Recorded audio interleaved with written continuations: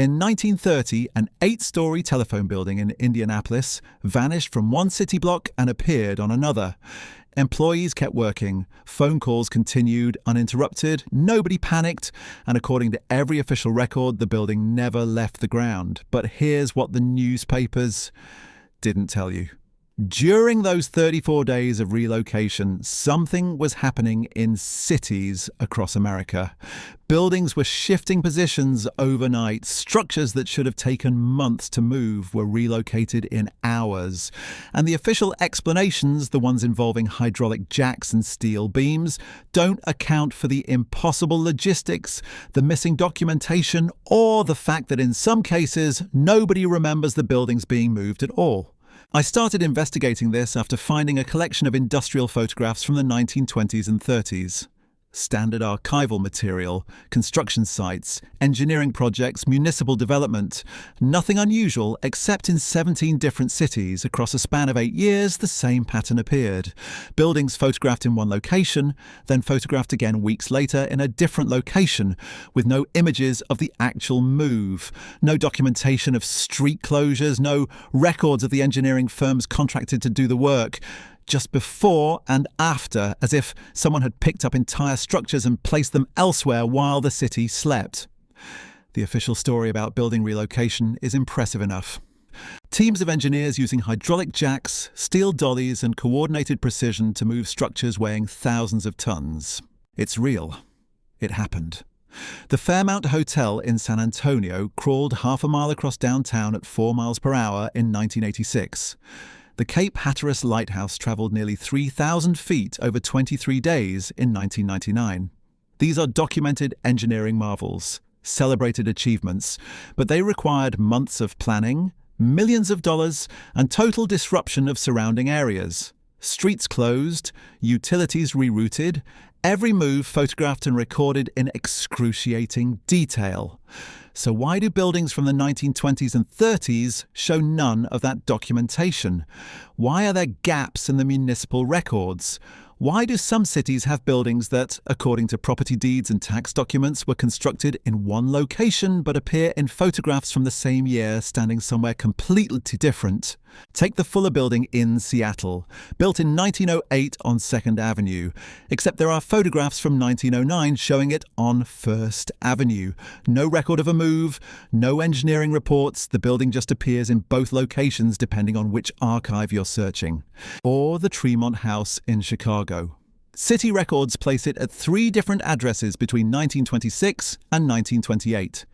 Each location separated by multiple city blocks. But there's no mention of relocation in any newspaper, no permits filed, no disruption to the surrounding businesses that supposedly would have been affected by moving a 6-story building through downtown traffic. The pattern gets stranger when you look at the buildings themselves. Many were constructed with unusual roof structures. Flat, reinforced roofs far stronger than necessary for the period. Some had anchor points built into the roof line with no apparent architectural purpose. Metal rings embedded in corners, support beams that made no sense for the building's design but would make perfect sense if something needed to grip the structure from above. You're probably thinking this sounds like speculation, random coincidences stitched together into a narrative. But here's where it becomes impossible to dismiss. During the golden age of airships, between 1925 and 1937, there were documented experiments with heavy cargo transport using dirigibles, the Graf Zeppelin, the Hindenburg. These weren't just passenger vessels, they were testing platforms for cargo capabilities that were never officially recorded. And while history tells us these airships carried luxury travellers across the Atlantic, there are gaps in their flight logs. Periods of weeks where the vessels disappeared from public view, supposedly undergoing maintenance or private charters. What if those gaps weren't maintenance? What if the airship technology we're told was abandoned after the Hindenburg disaster wasn't abandoned at all, but classified, because the math actually works? A large, rigid airship, properly configured, could generate enough lift to move a small building, not across continents, just across the city, just far enough to relocate a structure without the massive ground-based infrastructure that leaves evidence everywhere. The buildings with reinforced roofs, the ones with unexplained anchor points, they cluster in cities with airship manufacturing facilities. Akron, Ohio, Lakehurst, New Jersey, Friedrichshafen, Germany. Cities where dirigible technology was being developed and tested. Cities where buildings show up in different locations with no ground-based moving equipment ever photographed, no street disruptions ever recorded, no witnesses who remember seeing anything unusual. I found something else in those industrial archives, photographs of airship hangars from the 1930s. Massive structures, some over 1,000 feet long, tall enough to house entire city blocks. And in several photographs you can see cables, heavy-duty cables descending from modified cargo airships, cables that aren't attached to cargo containers or passenger gondolas, cables hanging free, equipped with what look like gripping mechanisms designed to clamp onto something much larger than a shipping crate. The official explanation is that these were experimental systems for moving industrial equipment. Turbines, factory machinery, components too large for ground transport. But those cables could have carried something else entirely. And if they did, if there was a hidden network of airship-based building relocation happening in plain sight during the 1920s and 30s, then every gap in the municipal records, every missing photograph, every building that appears in two places at once suddenly makes perfect sense. The question isn't whether this technology existed. The question is why it was hidden. The answer lies in what happened between 1937 and 1945. The Hindenburg disaster wasn't just a tragedy, it was convenient. One spectacular failure, broadcast worldwide, and suddenly the entire civilian airship industry collapsed overnight. But military airship development, that continued in secret. The US Navy kept building dirigibles through the 1940s. Classified projects, experimental designs that never appeared in public records. And here's what nobody talks about. The Goodyear Zeppelin Corporation didn't shut down after Hindenburg. They pivoted, shifted to military contracts, built hangars in remote locations far from public oversight. What were they building in those hangars? I traced shipments of specialized steel cables during the war years, not for ships, not for aircraft carriers, for something else. Cables rated for loads far exceeding anything a standard cargo airship would need, cables with custom gripping mechanisms, purchase orders that list the buyer as Department of Defense, project name redacted, delivery locations that match coordinates of airship facilities that officially didn't exist during those years. Then there's the architectural evidence nobody wants to examine. Buildings constructed during the 1930s and 40s show a pattern. Certain government structures, military installations, industrial complexes, they all share identical roof reinforcement designs. Specifications that far exceed requirements for snow load or wind resistance. Specifications that make zero sense unless the roof needed to support external attachment points. You can see it in the blueprints when you know what to look for. 4 corner anchors, central load distribution beams, mounting plates disguised as ventilation housings, every single one positioned exactly where you'd need them if something were going to lift the entire structure from above. The buildings with these features, they're scattered across the country, but they follow a specific geographic pattern, always within 200 miles of documented airship facilities, always constructed during years when those facilities reported unexplained increases in helium consumption. Helium that supposedly went to weather balloons and research blimps. Except the quantities don't match. The volumes are enormous, enough to fill dozens of Hindenburg-sized vessels. Where did it all go? Military archives contain fragments, shipping manifests with line items for architectural relocation equipment. Budget allocations for mobile infrastructure testing. Photographs labelled Project Skyline showing hangars with buildings visible in the background. Buildings that don't match any structures in the surrounding area.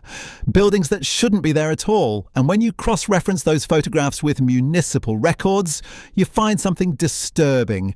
Some of those buildings appear in city directories at different addresses in different years. Same building, same architectural details, different location. No record of ground-based moving. I found a classified memo from 1943.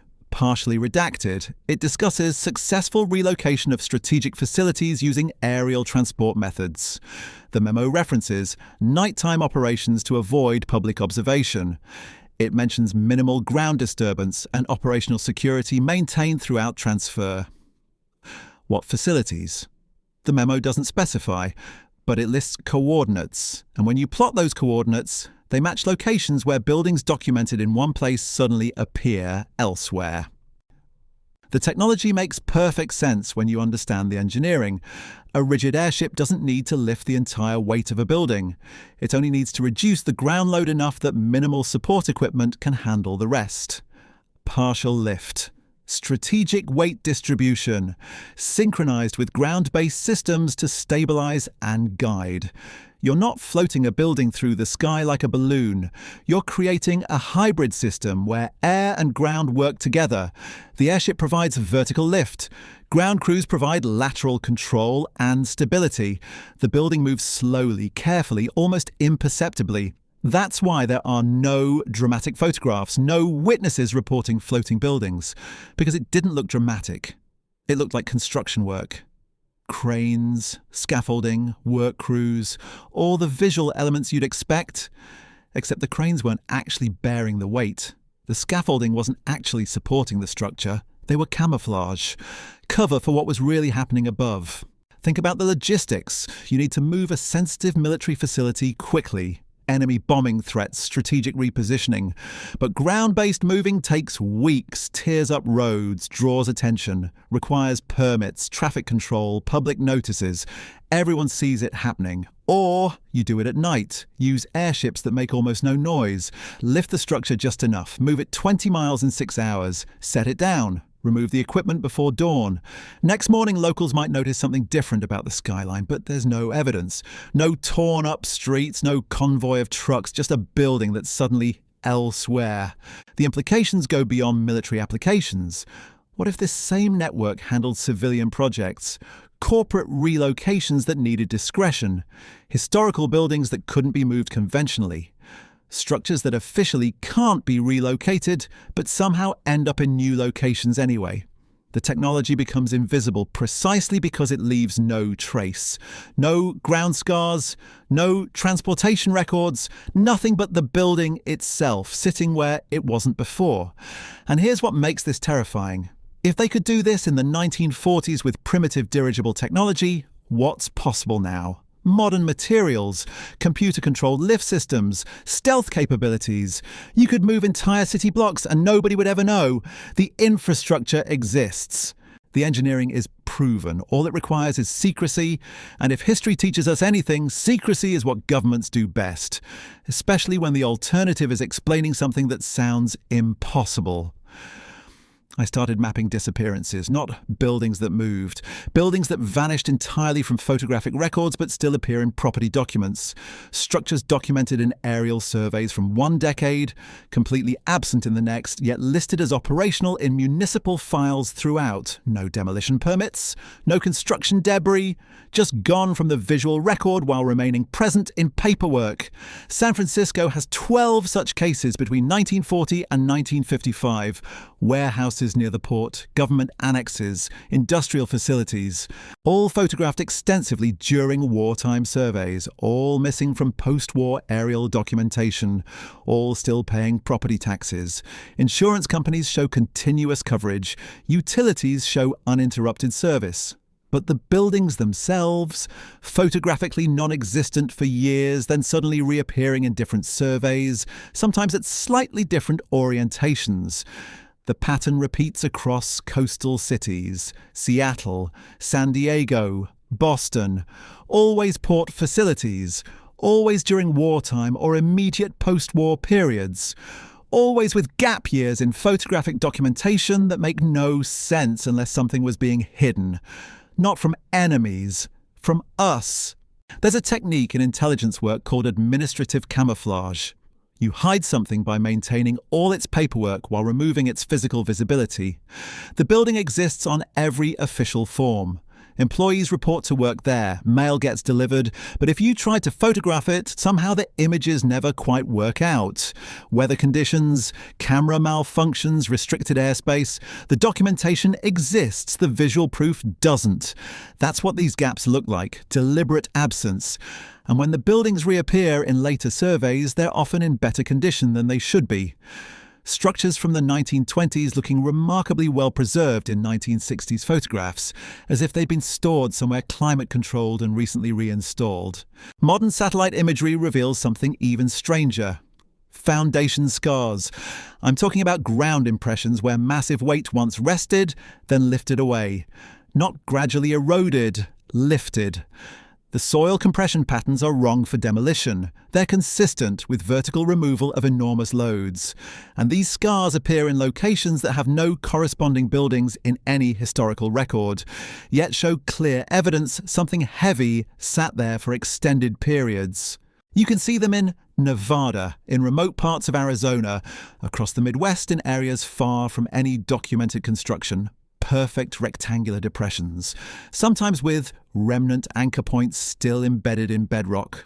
Anchor points designed for upward tension, not downward compression, as if whatever rested there needed to be held down, not supported from below. The engineering documents I've found describe something called distributed load aerial transport. Patent applications from the 1950s, filed by companies that officially manufactured farm equipment and industrial machinery. The patents detail systems for attaching lift mechanisms to structural frames, methods for distributing weight across multiple aerial platforms, techniques for stabilizing large objects during vertical and horizontal displacement. The language is deliberately vague. The diagrams could describe anything. But the load capacities mentioned exceed anything you'd need for conventional cargo. One patent specifically addresses methods for maintaining structural integrity during non-ground-based relocation of architectural elements. Architectural elements, not cargo, not freight, buildings. The patent was approved, implemented, then classified under national security provisions. The company that filed it dissolved 6 months later, its assets absorbed by a defense contractor that no longer exists. Every thread leads back to compartmentalization.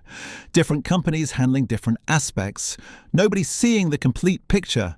Airship manufacturers producing lift systems, steel companies fabricating specialized brackets, engineering firms designing attachment methods, each component innocuous alone. Together they form something nobody was supposed to recognize. But the infrastructure had to go somewhere.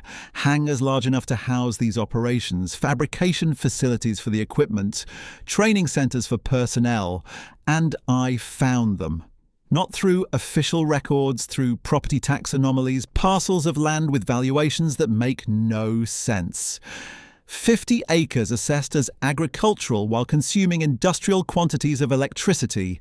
Remote facilities with runway-length clearances despite no aircraft registrations. Buildings with ceiling heights exceeding any conventional purpose, quietly maintained decades after their supposed decommissioning. There's one outside of Roswell. Different facility from the famous one. This one's never mentioned. Hangar doors wide enough for commercial aircraft. Ceiling height measuring over 200 feet. Built in 1943. Officially used for weather balloon storage. Weather balloons. In a structure large enough to house multiple rigid airships simultaneously. The property remains government-owned. The buildings remain standing, and the facility remains completely absent from historical discussions about the area. The documentation stops in the early 1960s, not gradually, abruptly. Projects terminated, facilities decommissioned, personnel reassigned, as if someone decided the program had served its purpose or the risk of exposure exceeded its utility. But the physics didn't stop being possible. The engineering didn't stop being viable. Only the evidence stopped being created, or rather, stopped being available. What troubles me most isn't what happened, it's what's happening now. Because if this technology existed 70 years ago with primitive materials and limited computing power, what exists today? Modern composite materials, GPS precision, Autonomous systems, computer-controlled lift distribution, silent propulsion. You could move anything anywhere and nobody would ever know. The capability doesn't disappear. It just becomes more sophisticated, more invisible, more deniable. The buildings remember even when records don't. Foundation scars that shouldn't exist. Anchor points facing the wrong direction. Structures appearing in impossible sequences. And somewhere buried in classified archives nobody will see for another 50 years, the complete documentation of how they did it, how they moved our world while we slept, how they rewrote geography one building at a time. The evidence sits in plain sight, scattered across archives nobody connects, buried in patents nobody reads, visible in photographs nobody questions. We've been trained to see building relocation as a modern achievement, a triumph of contemporary engineering. But what if it's actually a recovery, a relearning of capabilities that existed decades ago, then vanished behind classification stamps and convenient disasters? Every city you walk through might be rearranged. Every skyline you trust might be fiction. Not because buildings were demolished and rebuilt, but because they were simply moved when nobody was watching.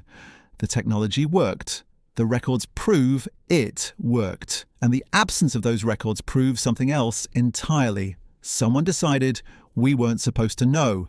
So the next time you see a building that looks slightly wrong for its location, slightly too old for its address, slightly out of place in ways you can't quite articulate, ask yourself, has it always been there? Or did it arrive one night, silent and invisible, carried by a network that officially never existed? The foundations remember. The anchor points remain. And somewhere above us, the infrastructure that made it possible might still be waiting, ready to move our world again the moment we stop paying attention.